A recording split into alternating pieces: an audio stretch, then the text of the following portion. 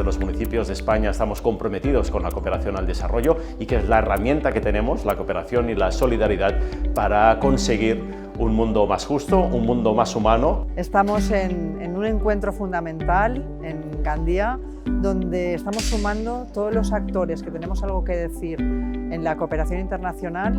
Estamos todos juntos desde diferentes partidos políticos que creemos en la cooperación, desde diferentes territorios. Nos hemos sumado a participar, a escuchar, a dialogar y a plantear un futuro para la cooperación internacional en España, en la Comunidad Autónoma Valenciana y especialmente también en ese papel fundamental que la Ley Nueva de Cooperación hace 2 años ha puesto a los ayuntamientos. Concentrar a tot el nivell de l'Estat, a tots els àmbits de l'Estat que treballen des de la cooperació. Que nos permite a todas y a todos nosotros llegar a acuerdos, entendernos, vernos y ver que lo que se puede hacer en un territorio se puede hacer en otro y aprender unas de otros. De poner en evidencia la acumulación de lo que se ha logrado hasta ahora y principalmente el descubrir los instrumentos que necesitamos para el futuro. Poner en común aquellas preocupaciones, pero también aquellas estrategias y aquellos sueños que todavía mantenemos. De poder encontrar la forma de cómo se hacen las cosas y de qué manera más fácil se puede llegar a la gente.